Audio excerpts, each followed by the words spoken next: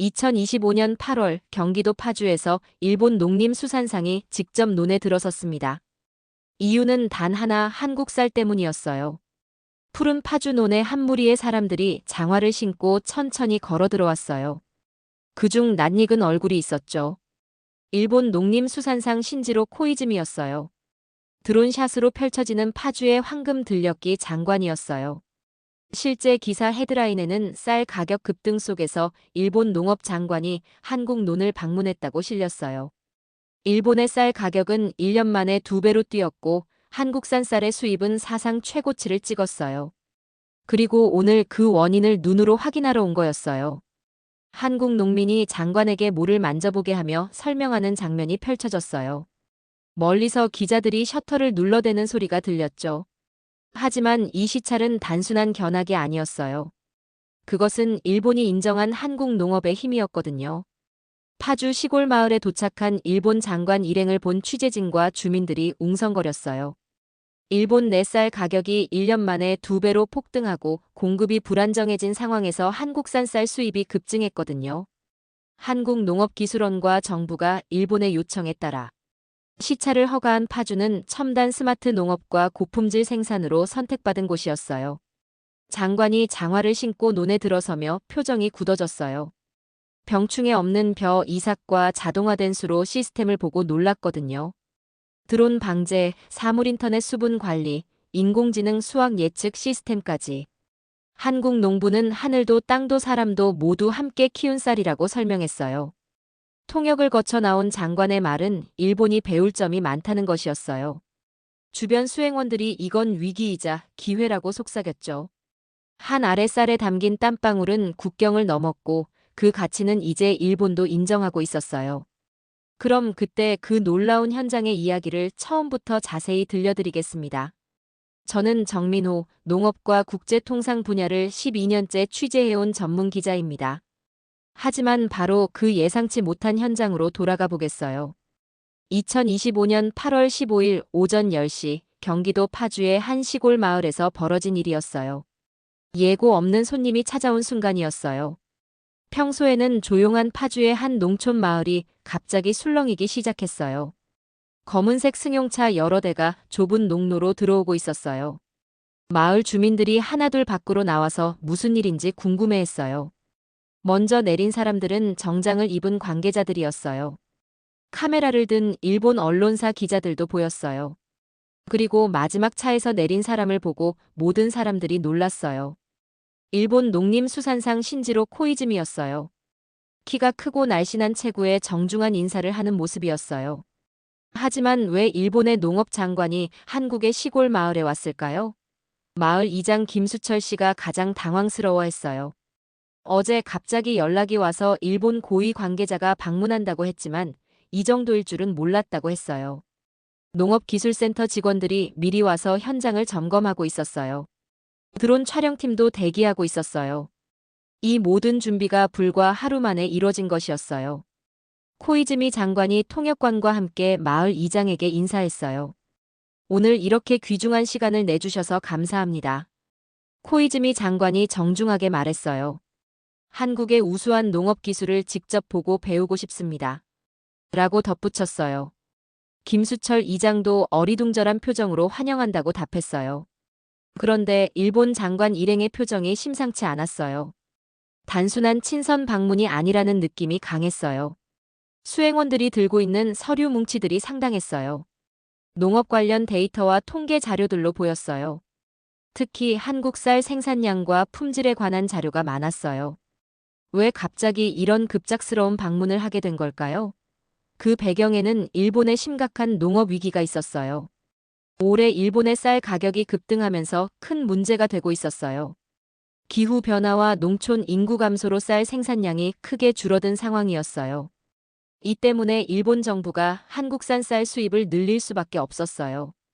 하지만 단순히 수입만 늘리는 것으로는 해결이 안 되는 상황이었어요. 일본 내 쌀 자급률이 위험 수준까지 떨어졌거든요. 이런 상황에서 한국의 농업 기술을 직접 확인하고 싶었던 거였어요. 특히 한국의 스마트 농업 시스템에 큰 관심을 보였어요. 일본보다 효율적이고 경제적인 생산 시스템이라는 평가 때문이었어요. 코이즈미 장관의 표정이 점점 진지해졌어요. 수행원들과 계속 무언가를 논의하고 있었어요. 통역관을 통해 현지 상황에 대해 자세히 묻기 시작했어요. 이 지역의 연간 쌀 생산량은 어느 정도 되는지 물어봤어요. 병충해 방제는 어떤 방식으로 하는지도 궁금해했어요. 수확량은 일본과 비교해서 어떤 수준인지도 알고 싶어 했어요. 김수철 이장이 자세히 설명해주기 시작했어요. 이 지역은 경기도에서도 쌀 품질이 우수하기로 유명한 곳이라고 말했어요. 스마트 농업시설을 일찍부터 도입해서 생산성이 높다고 자랑했어요. 특히 친환경 농법으로 재배해서 품질이 뛰어나다고 강조했어요. 코이즈미 장관이 이런 설명을 들으며 계속 고개를 끄덕였어요. 그리고 드디어 실제 논을 보고 싶다고 요청했어요. 장화를 준비해서 직접 논에 들어가겠다고 말했어요. 이 말에 주변 사람들이 모두 놀랐어요. 일본의 농업 장관이 한국 논에 직접 들어간다는 건 정말 이례적인 일이었거든요. 하지만 코이즈미 장관의 의지는 확고했어요. 직접 보고 만져봐야 제대로 알 수 있다고 강조했어요. 마을 사람들이 급히 장화를 준비해줬어요. 일본 수행원들도 모두 장화를 신고 준비했어요. 드디어 논으로 향하는 행렬이 시작됐어요. 논으로 향하는 동안 코이즈미 장관의 표정이 더욱 심각해졌어요. 왜 이렇게 급작스럽게 한국을 방문하게 됐는지 그 배경을 알 수 있었어요. 위기의 일본 쌀 시장 상황이 정말 심각했던 거예요. 수행원 중 한 명이 장관에게 최신 데이터를 보고했어요. 일본 내 쌀 가격이 작년 대비 2배로 뛰었다고 전했어요. 도쿄 시장에서 쌀 10kg 가격이 10,000원을 넘어섰다고 했어요. 이는 일본 쌀 가격 사상 최고치였어요. 더 심각한 건 앞으로 더 오를 가능성이 높다는 전망이었어요.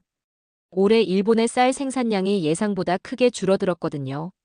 주요 원인은 기후 변화였어요. 여름 폭염과 태풍 피해로 많은 논이 손상됐어요. 특히 니가타, 아키타 같은 주요 쌀 생산 지역의 피해가 컸어요. 또 다른 문제는 농촌 인구 감소였어요. 일본 농민들의 평균 나이가 70세를 넘어섰어요. 젊은 농민들이 계속 도시로 떠나고 있는 상황이었어요. 이 때문에 경작 포기 농지가 급속히 늘어나고 있었어요. 일본 정부도 다양한 대책을 시도했지만 효과가 제한적이었어요. 농업 보조금을 늘리고 청년 농업인 지원 정책도 강화했어요. 하지만 근본적인 해결책이 되지 못했어요. 이런 상황에서 한국산 쌀 수입이 급증하기 시작했어요. 올해 일본의 한국산 쌀 수입량이 작년 대비 300% 늘어났어요. 일본 소비자들도 한국 쌀의 품질을 인정하기 시작했어요. 가격 대비 품질이 우수하다는 평가가 늘고 있었어요. 특히 한국의 고시이카리 품종이 인기를 끌고 있었어요.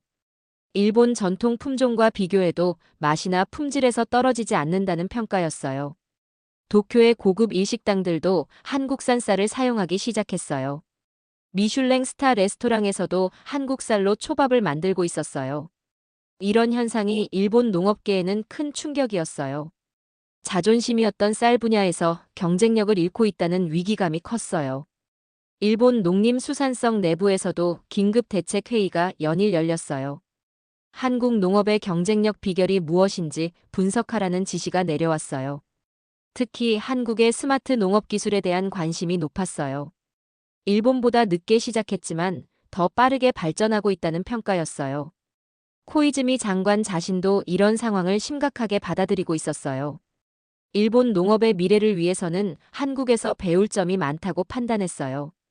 그래서 이렇게 급작스럽게 현장 시찰을 결정한 거였어요. 단순한 정책 브리핑이 아니라 직접 보고 경험하고 싶었던 거예요. 특히 한국의 젊은 농민들이 어떻게 농업에 참여하고 있는지 궁금했어요. 일본과 달리 한국에서는 젊은 농업인들이 늘어나고 있다는 보고를 받았거든요. 대학 졸업 후 농업에 뛰어드는 젊은이들이 많다는 것이었어요. 이들이 첨단 기술을 농업에 접목시키고 있다는 얘기도 들었어요. 인공지능, 사물인터넷, 빅데이터 등을 활용한 스마트 농업이었어요. 일본도 비슷한 시도를 하고 있지만 확산 속도가 느렸어요. 한국은 정부 지원과 민간 투자가 잘 조화되고 있다는 평가였어요. 농업 스타트업들도 활발하게 활동하고 있다고 들었어요. 이런 모든 것들을 직접 확인하고 싶었던 거예요. 논에 가까워질수록 코이즈미 장관의 눈빛이 더욱 진지해졌어요. 멀리서 보이는 논의 모습부터 뭔가 달랐어요. 정렬된 모습이 너무 깔끔하고 체계적이었어요. 일본의 전통적인 논과는 확실히 다른 느낌이었어요. 농업기술센터 직원이 미리 와서 설명을 준비하고 있었어요. 이 지역의 특징과 재배 방식에 대해 브리핑할 예정이었어요. 하지만 코이즈미 장관은 설명보다 직접 보고 싶어 했어요. 장화를 신고 논에 직접 들어가겠다고 다시 한번 강조했어요. 수행원들이 안전상 문제는 없는지 확인했어요. 논의 수심이나 바닥 상태 등을 점검했어요. 다행히 큰 문제는 없어 보였어요. 드디어 일본 농업 장관이 한국 논에 첫 발을 내딛는 순간이 다가왔어요. 드디어 논 앞에 도착했을 때의 광경은 정말 장관이었어요. 파주가 선택된 이유를 단번에 알 수 있었어요.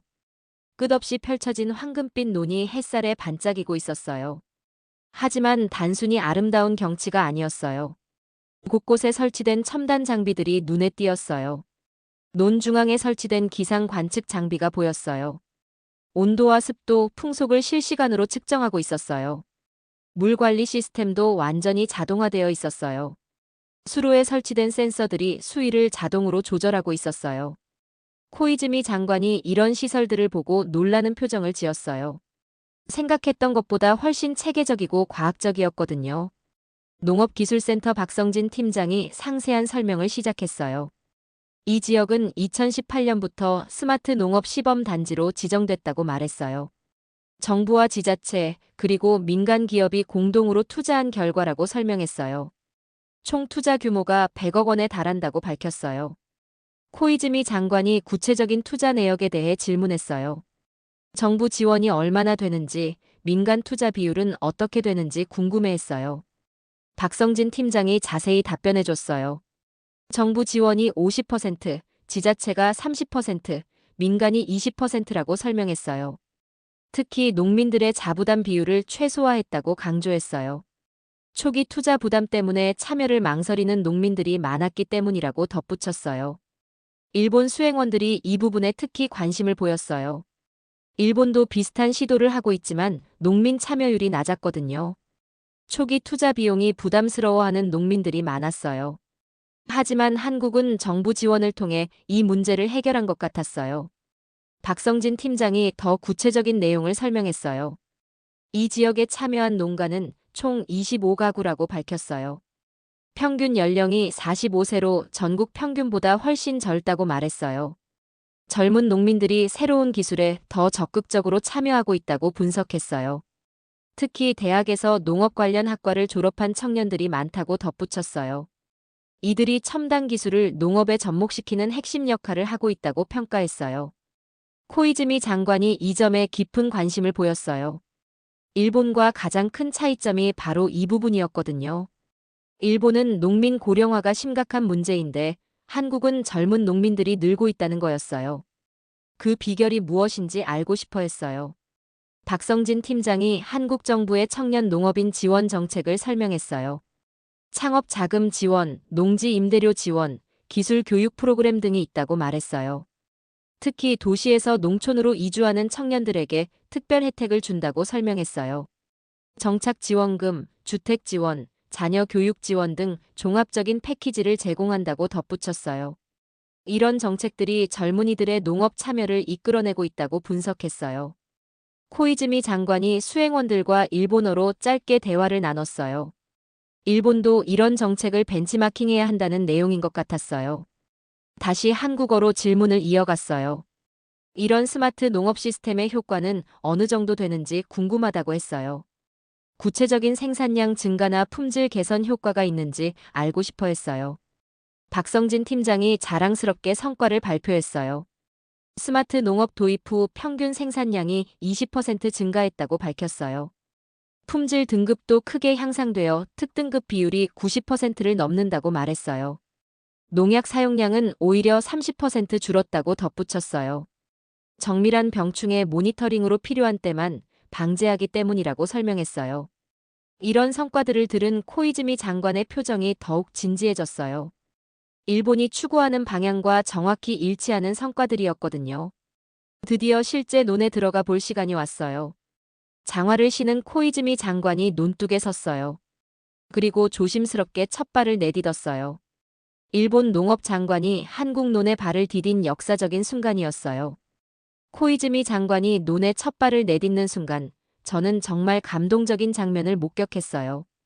첫 발, 첫 인상이라는 표현이 딱 맞았어요.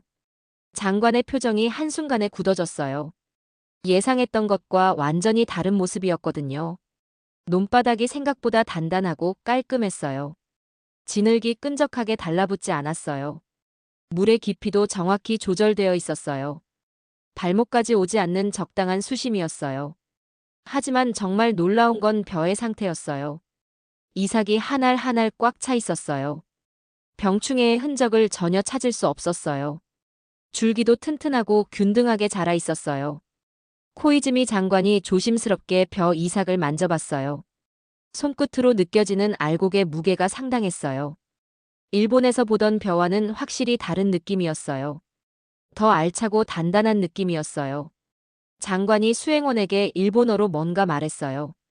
통역관이 그 내용을 전해줬어요. 이 정도 품질이라면 일본 시장에서도 충분히 경쟁력이 있겠다는 평가였어요. 김수철 이장이 자랑스럽게 설명을 시작했어요. 이 벼는 올해 처음 시도한 신품종이라고 말했어요. 한국농업기술원에서 개발한 고품질 품종이라고 덧붙였어요. 기존 품종보다 수확량이 15% 늘어났다고 자랑했어요. 더 중요한 건 맛과 영양가가 크게 개선되었다는 점이었어요. 코이즈미 장관이 더 구체적인 질문을 했어요. 이 품종의 개발 기간은 얼마나 걸렸는지 궁금하다고 했어요. 김수철 이장이 농업기술원 연구진과 10년간 협력한 결과라고 답했어요. 기후 변화에 적응하고 병충해에 강한 품종을 목표로 했다고 설명했어요. 특히 고온에서도 품질이 떨어지지 않는 것이 특징이라고 강조했어요. 일본 수행원들이 이 부분에 큰 관심을 보였어요. 일본도 기후변화로 인한 농업 피해가 심각했거든요. 고온 피해를 줄일 수 있는 품종이 절실히 필요한 상황이었어요. 코이즈미 장관이 논의 다른 부분을 둘러보기 시작했어요. 자동화된 수로 시스템을 자세히 관찰했어요. 물이 자동으로 공급되고 배수되는 모습이 신기했어요. 센서가 수위를 실시간으로 모니터링하고 있었어요. 필요에 따라 물의 양이 자동으로 조절되고 있었어요. 이런 시스템을 처음 본다는 듯한 표정이었어요. 일본에서도 비슷한 기술이 있지만 이렇게 정교하지는 않았어요.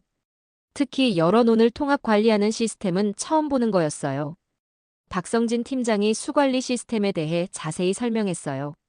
사물인터넷 센서가 토양 수분, pH, 온도 등을 실시간으로 측정한다고 말했어요. 이 데이터가 중앙 관제 시스템으로 전송된다고 덧붙였어요.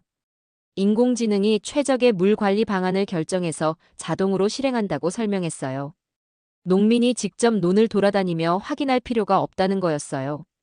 스마트폰 앱으로 언제 어디서나 모니터링이 가능하다고 덧붙였어요. 코이즈미 장관이 실제 앱 화면을 보고 싶다고 요청했어요.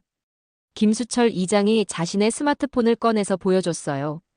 실시간으로 업데이트되는 데이터들이 한눈에 보였어요. 각 구역별 수위, 온도, 습도가 그래프로 표시되어 있었어요. 이상 상황이 발생하면 즉시 알림이 온다고 설명했어요. 장관이 화면을 자세히 들여다봤어요. 일본어로 수행원들과 대화를 나누더니 놀라운 반응을 보였어요. 이런 시스템이 농촌 지역에 보급되어 있다는 게 인상적이라고 말했어요. 일본은 아직 시범 단계에 머물러 있는데 한국은 실용화 단계라고 평가했어요. 특히 농민들이 이런 첨단 기술을 자연스럽게 사용하고 있다는 점이 놀라웠어요. 김수철 이장의 나이가 60세가 넘는데도 스마트폰을 능숙하게 다루고 있었거든요. 이런 모습이 일본의 고령 농민들과는 대조적이었어요. 코이즈미 장관이 또 다른 질문을 했어요. 이런 기술을 배우는데 어려움은 없었는지 궁금하다고 했어요. 김수철 이장이 웃으며 답했어요. 처음에는 어려웠지만 교육 프로그램이 잘 되어 있어서 금방 익혔다고 말했어요. 정부에서 전담 강사를 보내서 1:1 교육을 해줬다고 설명했어요. 농업기술센터에서도 정기적으로 교육과 점검을 해준다고 덧붙였어요. 무엇보다 효과가 확실하니까 배우고 싶은 마음이 생겼다고 솔직하게 털어놨어요. 수확량도 늘고 품질도 좋아지니까 자연스럽게 관심을 갖게 됐다는 거였어요. 이런 대답을 들은 코이즈미 장관이 깊이 고민하는 표정을 지었어요. 기술도 중요하지만 농민들의 적극적인 참여가 더 중요하다는 걸 깨달은 것 같았어요. 일본에서는 아무리 좋은 기술이 있어도 농민들이 써보려 하지 않는 경우가 많았거든요. 새로운 것에 대한 거부감이나 학습에 대한 부담감 때문이었어요. 하지만 한국 농민들은 확실한 효과가 있다면 적극적으로 받아들이는 것 같았어요. 코이즈미 장관이 논 주변을 더 둘러보기 시작했어요. 병충해 방제 시설도 관찰했어요. 페로몬 트랩이 일정 간격으로 설치되어 있었어요. 해충의 발생 상황을 모니터링하는 장치들이었어요. 농약을 무작정 뿌리는 것이 아니라 필요한 시점에만 정확하게 방제한다고 설명했어요. 이 때문에 농약 사용량을 크게 줄일 수 있었다고 덧붙였어요. 친환경 농업과 효율성을 동시에 추구하는 방식이었어요. 일본에서도 친환경 농업에 대한 관심이 높았지만 아직 이런 수준은 아니었어요. 코이즈미 장관의 표정이 점점 더 진지해졌어요. 한국 농업의 발전 속도가 예상보다 훨씬 빨랐던 거예요.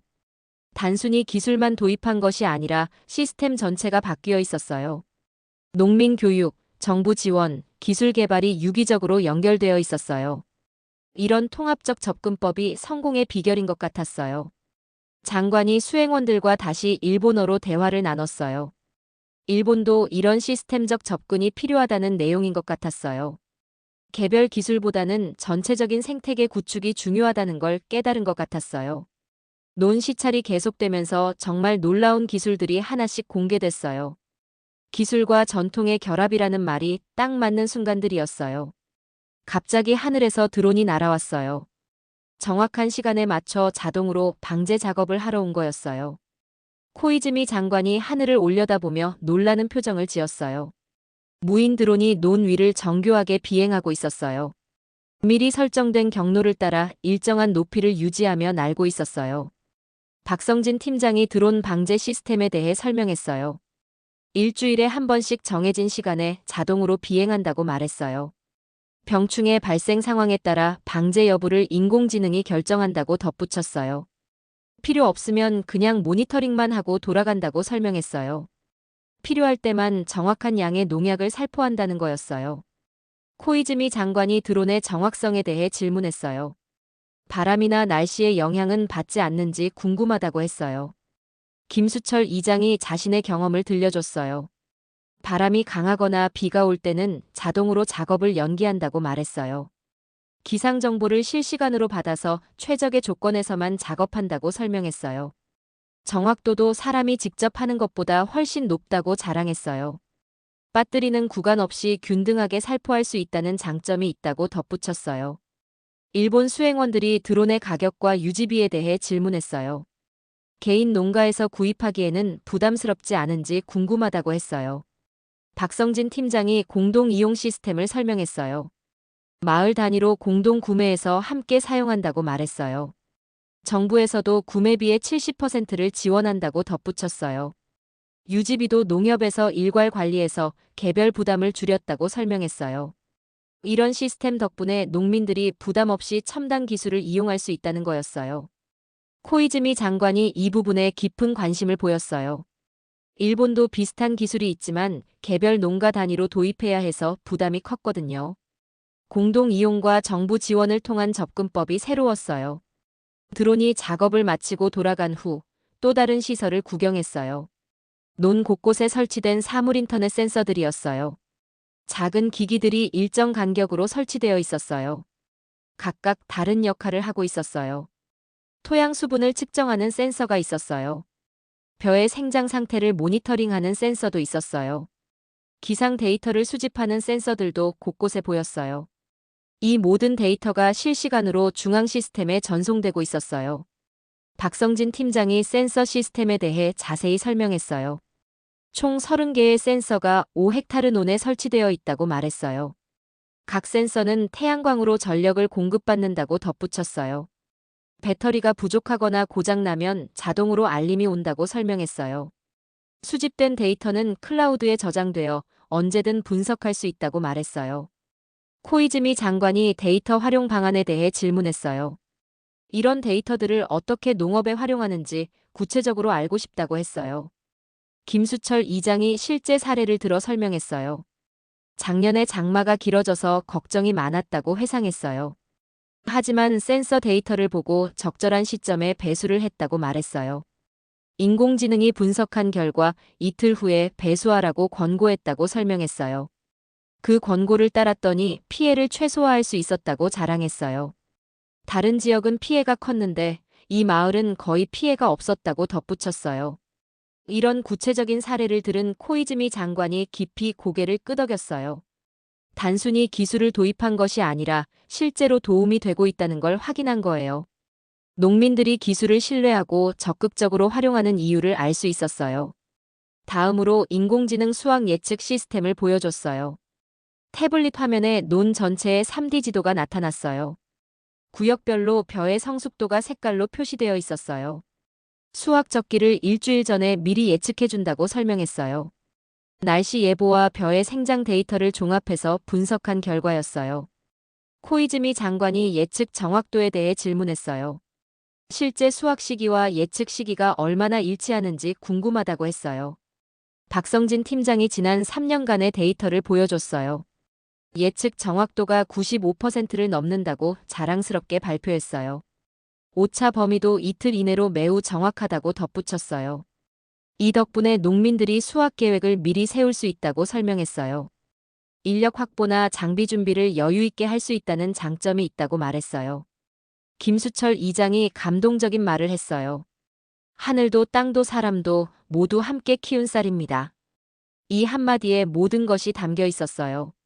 첨단 기술과 자연, 그리고 사람의 정성이 조화를 이룬 결과라는 의미였어요.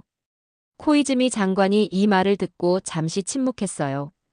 통역을 통해 전달된 이 말의 깊은 의미를 되새기는 것 같았어요.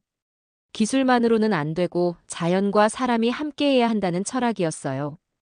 이것이 한국 농업이 성공할 수 있었던 진짜 비결인 것 같았어요. 김수철 이장의 감동적인 말을 들은 후 코이즈미 장관의 표정이 완전히 달라졌어요. 장관의 속마음이 드러나기 시작한 순간이었어요. 장관이 수행원들과 일본어로 길게 대화를 나눴어요. 긴장된 표정으로 뭔가 진지한 논의를 하고 있었어요. 통역관이 그 내용의 일부를 전해줬어요. 일본이 배울 점이 많다는 장관의 솔직한 평가였어요. 이런 말을 공개적으로 하는 건 정말 이례적인 일이었어요. 일본 정부 고위 관리가 다른 나라 농업 기술을 이렇게 인정하는 경우는 드물었거든요. 하지만 코이즈미 장관은 현실을 있는 그대로 받아들이고 있었어요. 한국 농업의 발전상이 예상을 훨씬 뛰어넘었던 거예요. 장관이 박성진 팀장에게 더 구체적인 질문을 했어요. 이런 시스템을 구축하는데 얼마나 오랜 시간이 걸렸는지 궁금하다고 했어요. 박성진 팀장이 단계별로 설명해줬어요. 기본 인프라 구축에 2년, 시스템 구축에 1년, 안정화에 1년이 걸렸다고 말했어요. 총 4년의 시간과 지속적인 투자가 필요했다고 덧붙였어요. 하지만 그 결과 지금은 완전히 자리 잡았다고 자신있게 말했어요. 코이즈미 장관이 가장 어려웠던 점에 대해 질문했어요. 기술적 문제보다는 농민들의 적응이 가장 큰 과제였다고 답변이 왔어요. 처음에는 복잡한 기술에 대한 거부감이 있었다고 솔직하게 털어놨어요. 하지만 단계적 교육과 지속적인 지원으로 극복했다고 설명했어요. 무엇보다 확실한 효과를 보여주는 것이 중요했다고 강조했어요. 농민들이 직접 수확량 증가와 품질 개선을 체험하면서 신뢰하게 됐다는 거였어요. 이런 설명을 들은 장관이 깊이 고민하는 표정을 지었어요. 일본의 상황과 비교해서 생각하고 있는 것 같았어요. 수행원 중 한 명이 장관에게 조용히 보고했어요. 주변 농가들의 참여 의지는 어떤지 알아본 결과를 전하는 것 같았어요. 장관이 김수철 이장에게 질문했어요. 이 마을 외에 다른 지역으로도 이런 시스템이 확산되고 있는지 궁금하다고 했어요. 김수철 이장이 자랑스럽게 답했어요. 우리 마을의 성공 사례를 보고 주변 지역에서도 관심을 보이고 있다고 말했어요. 올해만 3개 마을이 추가로 시범 사업에 참여하기로 했다고 덧붙였어요. 도 단위에서도 이런 모델을 확산시키려는 계획이 있다고 설명했어요. 정부에서도 전국 확산을 위한 예산을 크게 늘렸다고 말했어요. 이런 이야기를 들은 코이즈미 장관의 표정이 더욱 심각해졌어요. 한국이 체계적이고 지속적으로 농업 혁신을 추진하고 있다는 걸 확인한 거였어요. 일회성 시범 사업이 아니라 전국적 확산을 목표로 하고 있었어요. 장관이 수행원들과 다시 일본어로 대화를 나눴어요. 이번에는 더 길고 진지한 대화였어요. 중간중간 고개를 끄덕이거나 우려스러운 표정을 짓기도 했어요. 통역관을 통해 일부 내용이 전달됐어요. 이건 위기이자 기회라는 수행원의 분석이었어요. 한국 농업의 급속한 발전이 일본에게는 위기가 될 수 있다는 의미였어요. 하지만 동시에 배우고 협력할 기회이기도 하다는 관점이었어요. 코이즈미 장관이 이 분석에 동의한다는 표정을 지었어요. 현실을 정확히 파악하고 대응 방안을 마련해야 한다는 입장인 것 같았어요. 장관이 박성진 팀장에게 마지막 질문을 했어요. 일본과의 기술 교류나 협력 가능성에 대해 어떻게 생각하는지 물어봤어요. 박성진 팀장이 긍정적인 답변을 했어요. 서로 다른 강점을 가지고 있으니 협력할 여지가 많다고 말했어요. 일본의 정밀 농업 기술과 한국의 스마트 농업 기술을 결합하면 시너지가 클 것이라고 분석했어요. 특히 기후변화 대응이나 고령화 문제 해결에는 공통 관심사가 많다고 덧붙였어요. 이런 답변을 들은 코이즈미 장관이 처음으로 밝은 표정을 지었어요. 경쟁만이 아니라 협력의 가능성도 있다는 걸 확인한 거였어요. 장관이 김수철 이장에게 개인적인 질문을 했어요. 농업을 시작한 지 얼마나 됐는지, 그리고 이런 변화를 어떻게 생각하는지 궁금하다고 했어요. 김수철 이장이 자신의 이야기를 들려줬어요. 농업을 시작한 지 30년이 넘었다고 말했어요. 처음에는 전통적인 방식으로만 농사를 지었다고 회상했어요. 하지만 시대가 변하면서 새로운 방법을 받아들여야 한다고 생각했다고 털어놨어요. 특히 젊은 세대들이 농업에 관심을 갖게 하려면 변화가 필요했다고 강조했어요. 자신의 아들도 대학을 졸업하고 농업에 참여하게 됐다고 자랑스럽게 말했어요. 첨단 기술 덕분에 농업이 매력적인 직업이 됐다는 거였어요. 이런 이야기를 들은 코이즈미 장관이 깊이 감동하는 표정을 지었어요. 기술의 발전이 단순히 생산성 향상에 그치지 않고 농업의 미래까지 바꾸고 있다는 걸 깨달은 거였어요. 일본이 직면한 농촌 인구 감소와 고령화 문제의 해답을 찾은 것 같았어요. 시찰이 거의 끝나갈 무렵 정말 감동적인 순간이 찾아왔어요. 논두렁에서 건네진 한 봉지의 의미가 무엇인지 곧 알 수 있었어요. 김수철 이장이 어디선가 작은 봉지를 가져왔어요. 올해 수확한 쌀을 담은 작은 포대였어요. 이 봉지를 코이즈미 장관에게 건네는 순간이었어요. 이것은 올해 우리가 정성껏 키운 쌀입니다. 김수철 이장이 정중하게 말했어요. 일본에 가져가셔서 맛을 보시면 좋겠습니다. 라고 덧붙였어요. 코이즈미 장관이 두 손으로 정중하게 받았어요. 봉지를 받는 장관의 표정이 정말 진지했어요. 단순한 선물이 아니라는 걸 알고 있는 것 같았어요. 이 쌀 한 봉지에는 한국 농업의 모든 것이 담겨 있었거든요. 첨단 기술과 농민의 정성이 만들어낸 결실이었어요. 장관이 봉지를 가슴에 품으며 깊이 인사했어요. 정말 귀중한 선물을 받았습니다. 장관이 감격한 목소리로 말했어요. 일본에 돌아가서 동료들과 함께 맛보겠습니다. 라고 약속했어요. 이런 장면을 보고 있던 모든 사람들이 감동했어요. 두 나라의 농업인들이 마음으로 소통하는 순간이었어요. 정치적 관계를 떠나서 농업에 대한 순수한 열정이 만나는 순간이었어요. 김수철 이장이 쌀에 대한 설명을 더 들려줬어요. 이 쌀은 아침 이슬을 머금은 상태에서 수확한 것이라고 말했어요. 가장 맛있는 시간에 딴 쌀이라고 자랑했어요. 도정도 최소한으로 해서 영양소를 최대한 보존했다고 설명했어요. 코이즈미 장관이 쌀 봉지를 자세히 들여다봤어요. 봉지에 붙어있는 라벨에는 생산 정보가 상세히 적혀 있었어요. 생산자 이름, 품종, 생산 날짜, 도정 날짜까지 모든 정보가 있었어요. QR코드도 있어서 스마트폰으로 스캔하면 더 자세한 정보를 볼 수 있었어요. 장관이 QR코드를 스캔해보고 싶다고 요청했어요. 김수철 이장이 자신의 스마트폰으로 코드를 스캔해서 보여줬어요. 화면에는 이 쌀이 자란 정확한 위치까지 나와 있었어요. 사용된 비료와 농약의 종류와 양도 기록되어 있었어요. 수확 당시의 기상 조건까지 상세히 나와 있었어요. 이런 정보 시스템을 본 코이즈미 장관이 또 한 번 놀랐어요. 단순히 생산 기술만 발달한 것이 아니라 품질 관리 시스템도 완벽했던 거예요. 소비자가 어떤 환경에서 자란 쌀인지 정확히 알 수 있는 시스템이었어요. 이런 투명성이 소비자 신뢰를 높이는 요인이라고 분석했어요. 일본에서도 이런 수준의 정보 제공은 쉽지 않은 일이었어요. 코이즈미 장관이 수행원들에게 이 시스템에 대해 설명했어요. 일본도 이런 방향으로 발전해야 한다는 의견을 나눴어요. 소비자들이 점점 더 까다로워지고 있는 상황에서 필수적인 시스템이라고 평가했어요. 김수철 이장이 마지막으로 당부의 말을 했어요. 이 쌀을 드실 때 한국 농민들의 마음도 함께 느껴보시기 바랍니다. 라고 말했어요. 우리는 단순히 쌀을 기르는 것이 아니라 생명을 키우는 마음으로 농사를 짓습니다. 라고 덧붙였어요. 이런 철학적인 말을 들은 코이즈미 장관이 깊이 감동했어요.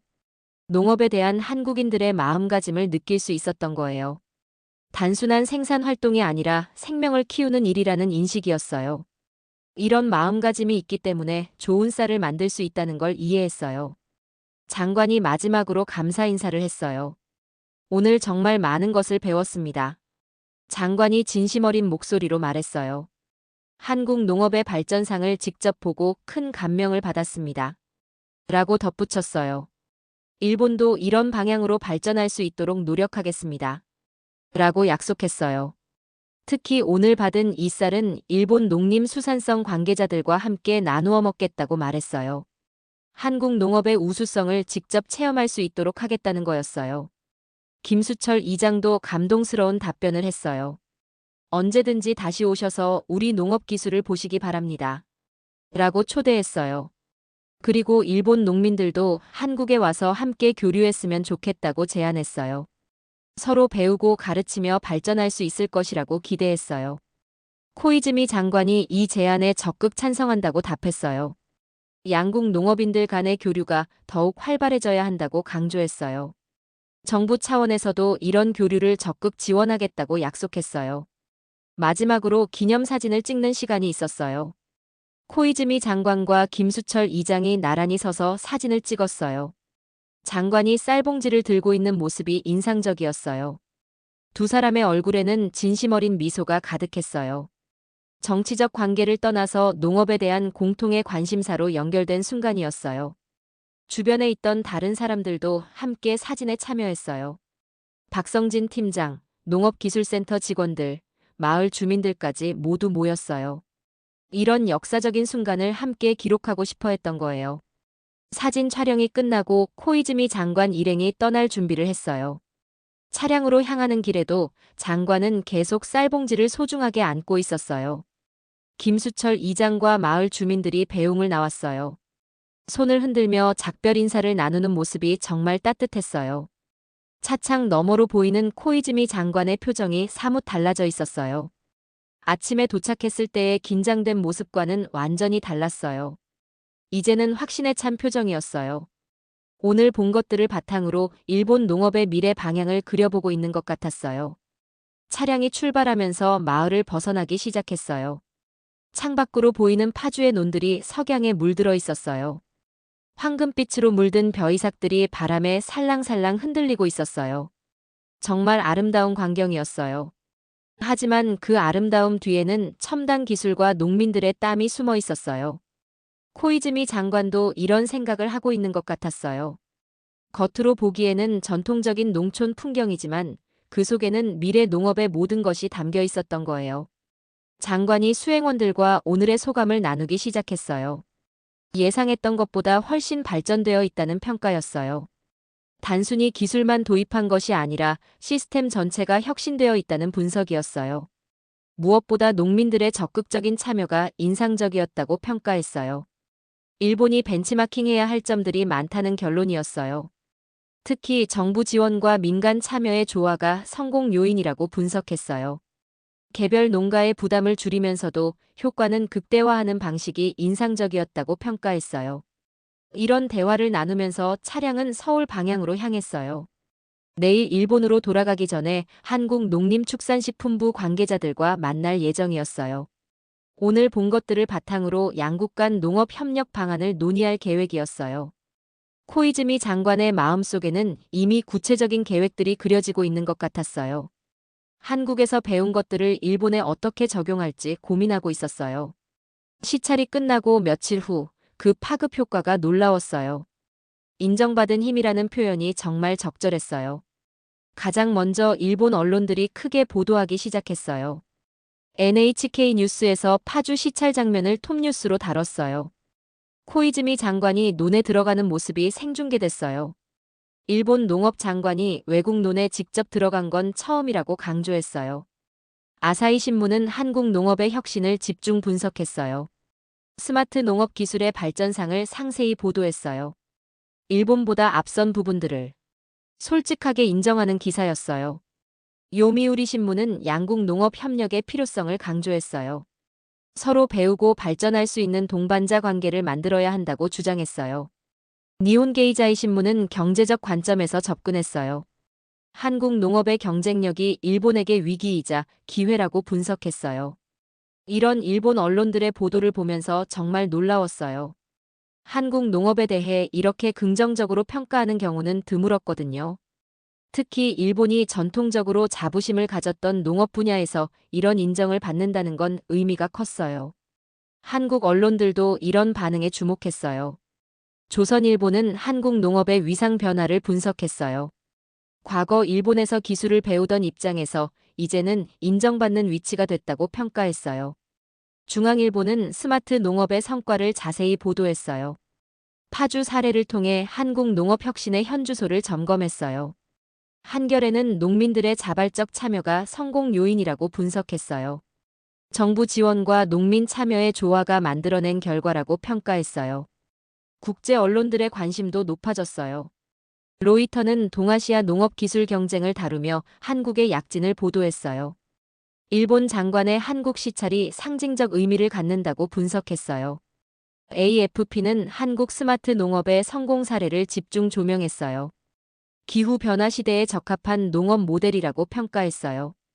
블룸버그는 경제적 파급 효과에 주목했어요. 한국 농업 기술의 수출 가능성을 높이 평가했어요. 이런 국제적 관심이 한국 농업계에는 큰 자신감이 됐어요. 그동안 제조업이나 정보통신 분야에 가려져 있던 농업이 주목받기 시작한 거였어요. 정부에서도 이런 성과를 적극 활용하기로 했어요. 농림축산식품부에서 스마트 농업 확산 계획을 발표했어요. 파주 모델을 전국으로 확산시키겠다는 야심찬 계획이었어요. 향후 5년간 1,000억 원을 투자해서 100개 지역에 도입하겠다고 발표했어요. 또한 해외 진출도 본격화하기로 했어요. 동남아시아와 중동 지역으로 한국형 스마트 농업을 수출하겠다는 계획이었어요. 이미 베트남과 사우디아라비아에서 관심을 보이고 있다고 밝혔어요. 민간 기업들의 움직임도 활발해졌어요. 농업 기술 관련 스타트업들이 투자를 확대하기 시작했어요. 해외 진출을 준비하는 기업들도 늘어났어요. 특히 일본 시장에 대한 관심이 높아졌어요. 코이즈미 장관의 시찰 이후 일본에서 문의가 많이 들어오고 있다고 했어요. 농업기술센터에도 변화가 있었어요. 해외 방문단의 견학 요청이 급증했어요. 파주 시찰 코스가 새로운 관광 상품이 될 정도였어요. 박성진 팀장이 바쁜 나날을 보내고 있었어요. 매주 다른 나라 농업 관계자들을 안내하고 있다고 했어요. 김수철 이장도 유명인이 됐어요.